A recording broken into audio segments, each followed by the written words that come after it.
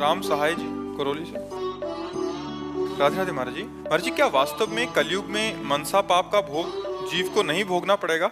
ऐसा कौन कौन से पाप हैं जिनको कोई प्रायश्चित नहीं है? नहीं, मन से जैसे हमने सोचा कोई पाप आचरण,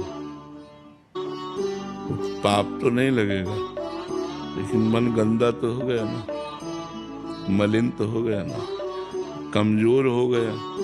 और कमजोर हो गया तो जो सोचेगा वही करवा देगा। इसलिए कोशिश तो करे मन पापाचरण की बात ही न सोचे, पर कल करे पुनीत प्रतापा, मानस पुण्य होए नहीं पापा। मानसिक पाप तो नहीं लगते, उनका दंड तो नहीं मिलेगा, लेकिन मन तो मलिन हो जाएगा। इंद्रियां और मन मलिन हो जाने पर भोगों में जाएंगी, गलत आचरण करेंगी, नष्ट हो जाओगे, परिणाम तो नष्ट होना ही है। तो उसका पाप का दंड नहीं मिलेगा जो पाप विचार किया, लेकिन वो विचार रोक पाओ तब ना। वो विचार संकल्प बनेगा और संकल्प बन के क्रिया बनेगी, क्रिया बनेगी तो दुर्गति हो जाएगी। इसलिए पापाचरण का चिंतन ही न हो, भगवान का चिंतन हो। इसीलिए राधा राधा रटो, समय मत दो मन को गंदी बात सोचने का, नहीं तो सोच करके ही केवल नहीं रह जाएगा, वो क्रिया में उतार देगा। इतनी सामर्थ्य तुम में नहीं है कि वो सोच ही केवल बनी और नष्ट हो गई, ऐसा नहीं है। भजन करने वालों की सोच बनी और नष्ट हो गई।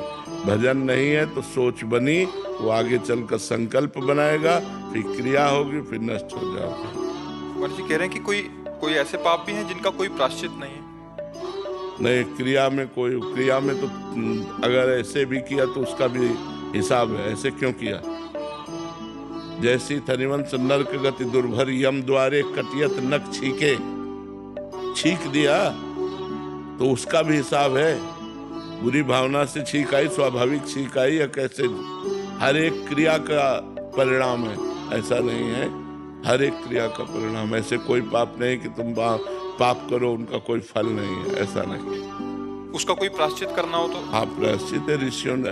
अगर रोग है तो डॉक्टर है ना, दवा है ना।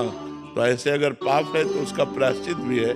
पर पाप किया प्रायश्चित कर लिया, और पाप किया फिर प्रायश्चित कर लिया, तो प्रायश्चित फेल हो जाएगा, आपको भोगना पड़ेगा दंड।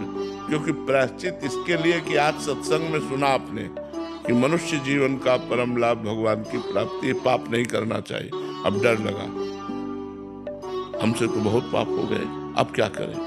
तो उसके लिए प्रायश्चित है। नाम संकीर्तन करो, भगवान की कथा सुनो, दूसरों को परोपकार करो, गंगा यमुना आदि पवित्र नदियों का अवगाहन करो, तीर्थों में जाके मंत्रानुष्ठान करो, नाम कीर्तन करो। इनके द्वारा पाप नष्ट हो जाते हैं। पर तब जब आगे ना करो, तब और आगे करोगे तो पीछे के प्लस हो जाएंगे। आज से पाप नहीं करूंगा, अब लो नशानी अब ना नशे हो। आज तक तो गलती की, अब नहीं करूंगा, उसके लिए प्रायश्चित है।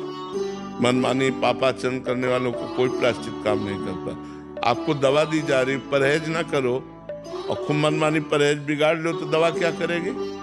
तो दवा है भगवान की नाम, औषधि है भव रोग की अचूक। लेकिन पापाचरण करो, परहेज बिगाड़ लो तो आपकी दुर्गति तो हो ही जाएगी, नाम जपते हुए भी दुर्गति हो जाएगी।